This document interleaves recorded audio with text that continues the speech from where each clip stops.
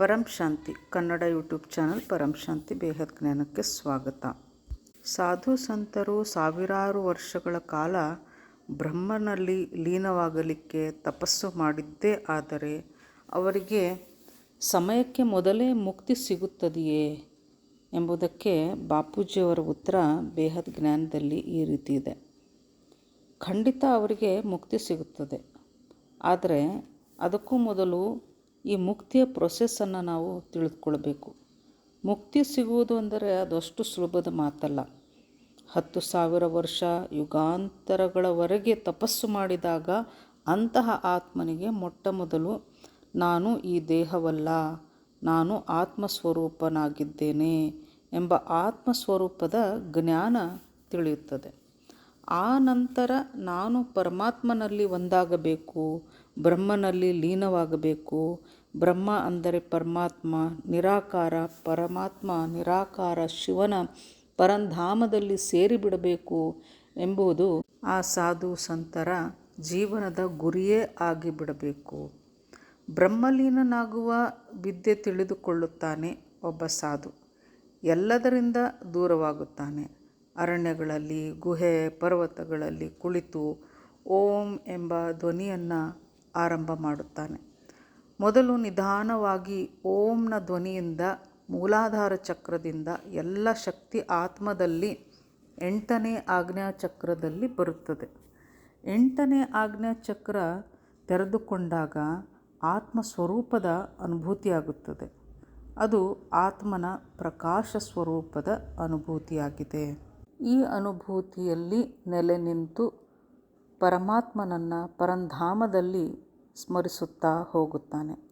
ಹೀಗೆ ನಿರಾಕಾರನ ಉಪಾಸನೆ ಮಾಡುತ್ತಾ ಹೋದಂತೆ ಅವನ ಆತ್ಮದ ಮೇಲಿನ ಸಹಸ್ರಗಾರ ಚಕ್ರ ತೆರೆದುಕೊಳ್ಳುತ್ತಾ ಹೋಗುತ್ತದೆ. ಆಗ ಸಂಪೂರ್ಣ ಬ್ರಹ್ಮಾಂಡದೊಂದಿಗೆ ಅವನು ಕನೆಕ್ಟ್ ಆಗುತ್ತಾ ಬರುತ್ತಾನೆ.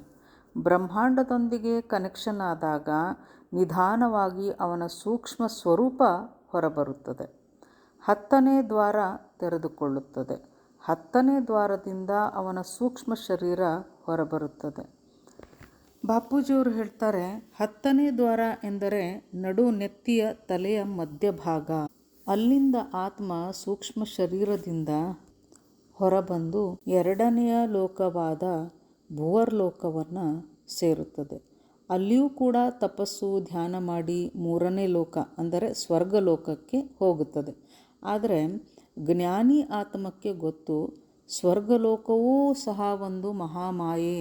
ಇಲ್ಲಿ ತಾನು ಸಿಲುಕಿಕೊಂಡರೆ ಆತ್ಮಶಕ್ತಿ ಕಮ್ಮಿಯಾಗಿ ಮತ್ತೆ ತಾನು ಮನುಷ್ಯನಾಗಿ ಬಿಡುತ್ತೇನೆ ಎಂಬ ಅರಿವು ಅವನಿಗೆ ಇರುತ್ತದೆ. ಹೀಗಾಗಿ ಸ್ವರ್ಗಲೋಕದಲ್ಲಿಯೂ ಸಹ ನಿಲ್ಲದೆ ಮಹರ್ಲೋಕಕ್ಕೆ ಹೋಗುತ್ತದೆ ಆತ್ಮ. ಮತ್ತೆ ಅಲ್ಲಿ ಪುರುಷಾರ್ಥ ಕೈಗೊಂಡು ಜನಲೋಕಕ್ಕೆ ಹೋಗುತ್ತದೆ. ಇಷ್ಟಾದರೂ ಸಹ ಆತ್ಮ ಅದು ಇನ್ನೂ ಕೂಡ ಮೋಕ್ಷದ ಪ್ರೊಸೆಸ್ನಲ್ಲಿಯೇ ಇದೆ. ಸಾಧು ಸಂತರು ತಮ್ಮ ಸ್ಥೂಲ ಶರೀರದೊಂದಿಗೆ ಧ್ಯಾನ ಯೋಗ ಮಾಡಿದಾಗ 10ನೇ ದ್ವಾರ ತೆರೆದುಕೊಂಡಾಗ ಆ ಸಾಧು ಸಂತರ ಸೂಕ್ಷ್ಮ ಶರೀರ ಹೊರಬಂದಿರುತ್ತದೆ. ಅದು ಮೇಲಿನ ಲೋಕಗಳಿಗೆ ಹೋಗುತ್ತಿರುತ್ತದೆ.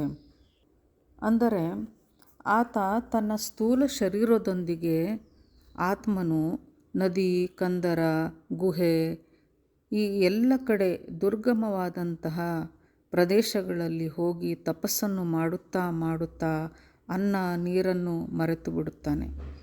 ಕೇವಲ ಗಾಳಿಯನ್ನು ಸೇವಿಸುತ್ತಿರುತ್ತಾನೆ.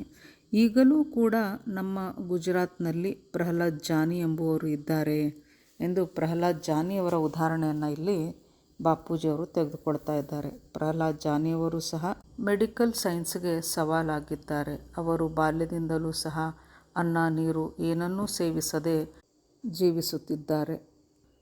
ಬಾಪೂಜಿಯವರು ಹೇಳೋದೇನಂತಂದರೆ ಹೆಚ್ಚು ಅಂದರೆ 12 ವರ್ಷಗಳ ಕಾಲದವರೆಗಾದರೂ ಬ್ರಹ್ಮಚರ್ಯ ಇರಬೇಕು. ಆಗ ಅವನ ಒಳಗಿನ ಮೂಲಾಧಾರ ಚಕ್ರದಲ್ಲಿ ಅಡಗಿರುವಂಥ ಶಕ್ತಿಗಳು ಮೇಲೆದ್ದು ಊರ್ಧ್ವಗಾಮಿಯಾಗಿ ಮೇಲ್ಮುಖವಾಗಿ ಮತ್ತು ನಿಧಾನವಾಗಿ 8ನೇ ಆಜ್ಞಾಚಕ್ರಕ್ಕೆ ಬರುತ್ತದೆ. ಅನೇಕ ವರ್ಷ ತಪಸ್ಸು ಮಾಡಿದಾಗ ಆತ್ಮಸ್ವರೂಪದ ಅನುಭವವಾಗುತ್ತದೆ. ಬಹಳ ಕಡಿಮೆ ಎಂದರೂ ಕೂಡ 12 ವರ್ಷ ಬ್ರಹ್ಮಚರ್ಯವನ್ನು ಪಾಲಿಸಲೇಬೇಕು. ನಂತರವೇ ಆತ್ಮಸ್ವರೂಪದ ಅನುಭೂತಿ 10ನೇ ದ್ವಾರ ತೆರೆದುಕೊಳ್ಳಲು ಬಹಳಷ್ಟು ಸಮಯ ಬೇಕಾಗುತ್ತದೆ.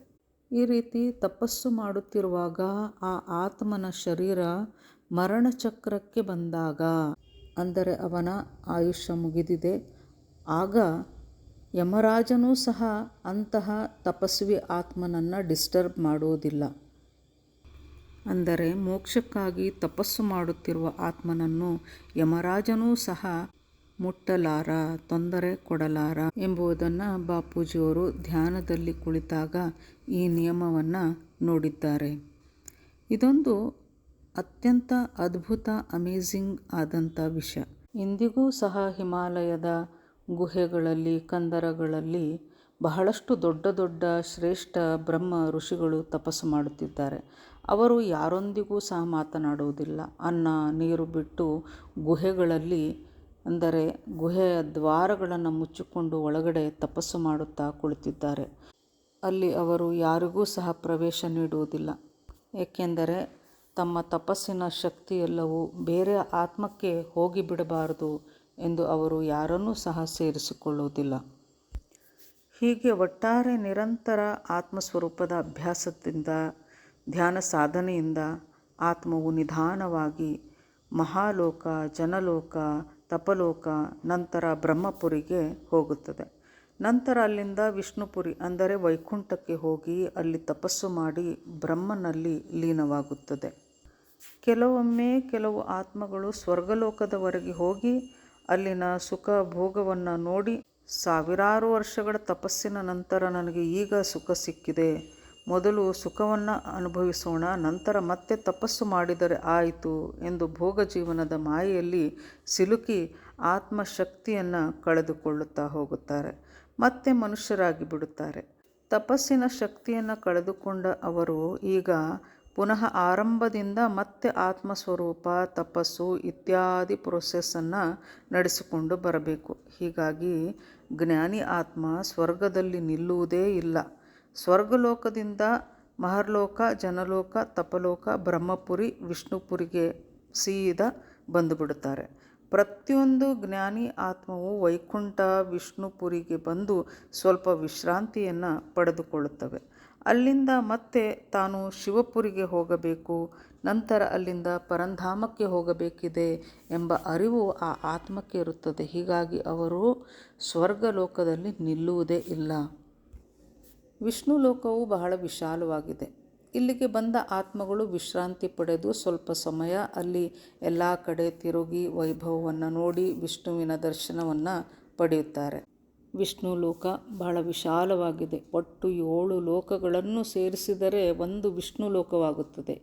ಇಲ್ಲಿ ಎಲ್ಲ ಕಡೆ ಸುಂದರ ದೃಶ್ಯಗಳನ್ನು ನೋಡಿ ದರ್ಶನ ಮಾಡಿದಾಗ ಆತ್ಮಕ್ಕೆ ಪರಮ ಸುಖದ ಪ್ರಾಪ್ತಿಯಾಗುತ್ತದೆ. ಇಲ್ಲಿ ಪರಮ ಸುಖವಿದೆ. ಇಲ್ಲಿ ಪರಮತತ್ವದ ಶರೀರವಿರುತ್ತದೆ. ಅಂದರೆ 50% ಪರಮತತ್ವ, 50% 3 ತತ್ವಗಳು ಇಲ್ಲಿನ ಶರೀರದಲ್ಲಿದೆ. ಇಲ್ಲಿ ಸುಖವನ್ನು ಪಡೆದ ಆತ್ಮ ತನ್ನ ಇಚ್ಛೆಯನ್ನು ಪೂರೈಸಿದಾಗ ಶಿವಪುರಿಗೆ ತಲುಪುತ್ತದೆ. ಇಲ್ಲಿ ಸಂಪೂರ್ಣ ಪರಮತತ್ವವೇ ಇದೆ. ಶಿವಪುರಿ ಸಂಪೂರ್ಣ ಪರಮತತ್ವದ ಜಗತ್ತಾಗಿದೆ. ಇಲ್ಲಿ ಶಿವಶಕ್ತಿಯರಿರುತ್ತಾರೆ. ಶಿವಶಕ್ತಿಯ ಜೊತೆ ಆಕಾರಿ ರೂಪದಲ್ಲಿ ಆತ್ಮ ಇಲ್ಲಿ ರಮಿಸುತ್ತದೆ, ಆನಂದವನ್ನು ಪಡೆಯುತ್ತದೆ. ಮತ್ತೆ ಇಲ್ಲಿಂದ ತಪಸ್ಸು ಮಾಡಿ ಪರಂಧಾಮ ಅಂದರೆ ನಿರಾಕಾರಿ ಸ್ವರೂಪದಲ್ಲಿ ಸೇರಿಕೊಳ್ಳುತ್ತದೆ. ಇಲ್ಲಿ ಸಂಪೂರ್ಣ ನಿರಾಕಾರಿಯಾಗುತ್ತದೆ ಆತ್ಮ. ನಿರಾಕಾರ ಸ್ಥಿತಿ ಅಂದರೆ ಕೈವಲ್ಯ ಸ್ಥಿತಿ ಅಂತಲೂ ಸಹ ಶಾಸ್ತ್ರಗಳಲ್ಲಿ ಹೇಳಿದ್ದಾರೆ. ಅಂದರೆ ಶರೀರ ಯಾವುದೇ ಸ್ಥಿತಿಯಲ್ಲಿ ಇರಲಿ, ಸ್ಥೂಲ ಶರೀರ, ಸೂಕ್ಷ್ಮ ಶರೀರ, ಕಾರಣ ಶರೀರ ಅಥವಾ ಮಹಾಕಾರಣ ಶರೀರವೇ ಇರಲಿ, ಪ್ರತಿಯೊಂದು ಶರೀರವು ಕರ್ಮಬಂಧನದಲ್ಲಿ ಒಳಗಾಗುತ್ತದೆ.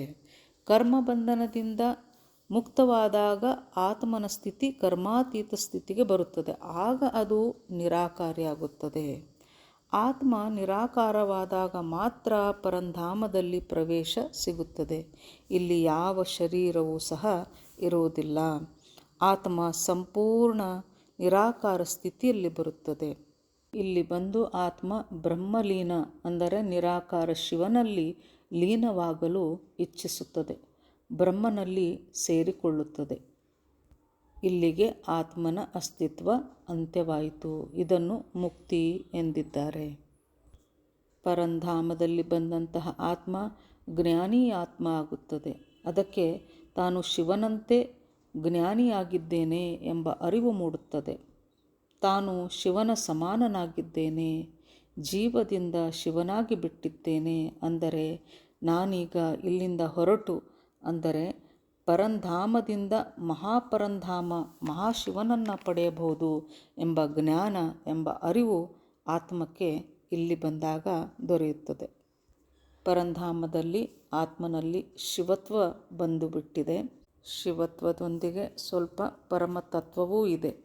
ಈಗ ಆತ್ಮನ ಪ್ರವೃತ್ತಿ ಮಹಾಶಿವನನ್ನು ಪಡೆಯುವ ಕಡೆಗೆ ವಾಲಿದೆ. ಆಗ ಅಲ್ಲಿಂದ ಆತ್ಮ ಇನ್ನಷ್ಟು ಪವರನ್ನು ತುಂಬಿಕೊಂಡು ನಿಧಾನವಾಗಿ ಅಲ್ಲಿರುವ ಅನೇಕ ನಿರಾಕಾರಿ ಆತ್ಮಗಳ ಗ್ರೂಪ್ನಲ್ಲಿ ಸೇರಿಕೊಂಡು ಪ್ರಯಾಣ ಬೆಳೆಸುತ್ತದೆ. ಅಂದರೆ ಒಂದು ಬ್ರಹ್ಮಾಂಡದ ಪರಂಧಾಮದಿಂದ ಆತ್ಮವು ಮಹಾಪರಂಧಾಮಕ್ಕೆ ಹೋಗಲು ಸಿದ್ಧವಾಗುತ್ತದೆ. ಪರಂ ಶಾಂತಿ. ಪರಮ ಶಾಂತಿ ಸೋಚೋ ಬೋಲೋ ಪರಂ ಶಾಂತಿ. Join us daily for our morning live meditation, Monday to Saturday, 5:30 to 6:30 a.m. Join us daily for live meditation, 10 p.m. to 11 p.m. on YouTube Live. Subscribe now. Website www.paramshanti.org. Email us anant@paramshanti.org. Like, share, subscribe. Join today.